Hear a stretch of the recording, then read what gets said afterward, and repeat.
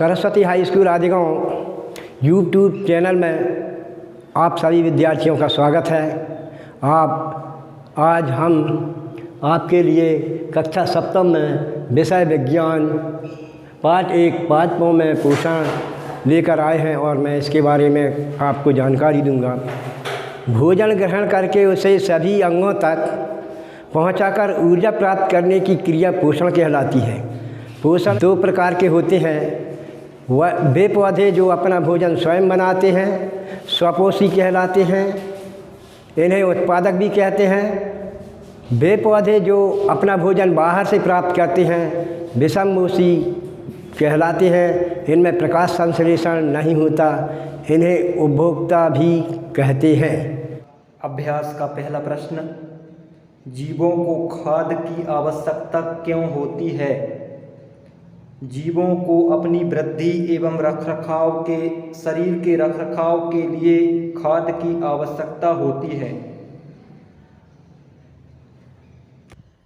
प्रश्न नंबर 2, परजीवी एवं मृत जीवी में अंतर स्पष्ट कीजिए। परजीवी ये जीव अपना पोषण दूसरे परपोषी जीवों से प्राप्त करते हैं, दूसरे जीवों के शरीर में रहते हैं। उदाहरण अमरबेल। अमरबेल का पौधा दूसरे पौधे पर रहकर अपना पोषण करता है। मृत जीवी ये जीव अपना पोषण मृत जैविक पदार्थों से प्राप्त करते हैं। उदाहरण कवक।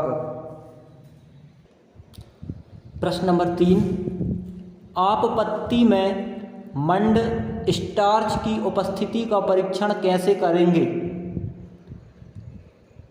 हम पत्ती पर आयोडीन विलयन की कुछ बूंदें डालेंगे जिससे इसका रंग नीला काला हो जाएगा।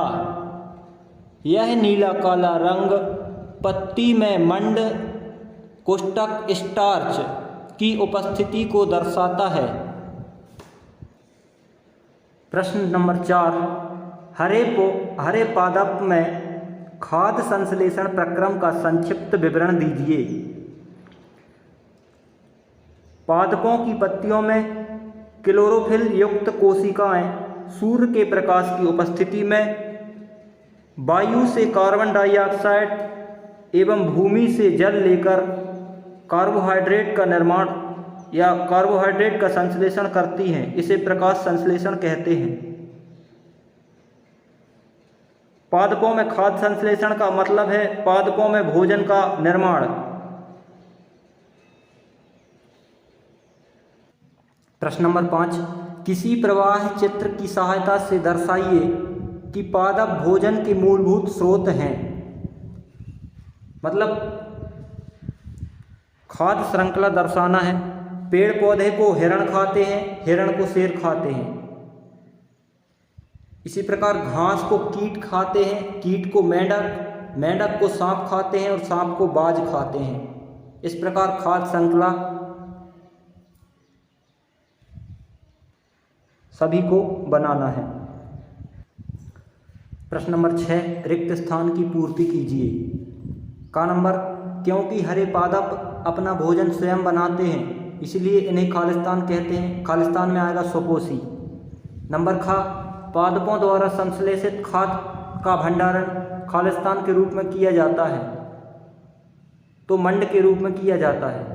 गा नंबर देखेंगे, प्रकाश संश्लेषण के प्रक्रम में जिस वर्णक द्वारा ऊर्जा संग्रहित की जाती है उसे क्लोरोफिल कहते हैं।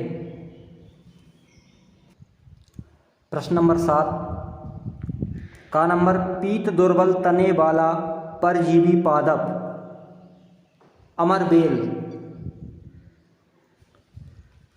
इसका तना कमजोर रहता है। खा नंबर, पादप जिसमें स्वपोषण एवं विषम पोषण दोनों हों उसे घटपर्णी या पिचर पादप कहते हैं। पत्ती जिनमें गैसों का आदान प्रदान होता है तो पत्तियों में छोटे छोटे छिद्र जिन्हें रंध्र कहते हैं या स्टोमेटा भी कहते हैं, इनमें गैसों का आदान प्रदान होता है। प्रश्न नंबर 8, जोड़ी बनाना है। क्लोरोफिल पत्तियों में रहता है नाइट्रोजन, जीवाणुओं में नाइट्रोजन की क्रिया होती है। अमरबेल परजीवी पौधा है, जंतु परपोषित है। कीटभक्षी, इसे घटपर्णी भी कहते हैं या पिचर पादप भी कहते हैं। सत्य सत्य का नंबर प्रकाश संश्लेषण में CO2 मुक्त होती है। असत्य जबकि प्रकाश संश्लेषण में O2 मुक्त होती है और CO2 का उपयोग होता है। खा नंबर देखेंगे, पादप जो अपना भोजन स्वयं बनाते हैं मृत जीवी हैं। असत्य कह रहा है, क्योंकि जो अपना भोजन स्वयं बनाते हैं उसे स्वपोषी कहते हैं। गा नंबर, प्रकाश संश्लेषण का उत्पाद प्रोटीन नहीं है। सत्य है।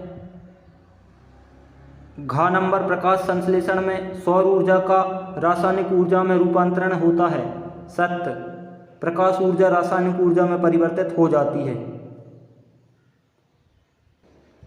अंतिम प्रश्न, पादप के किस भाग द्वारा वायु से CO2 या कार्बन डाइऑक्साइड ली जाती है?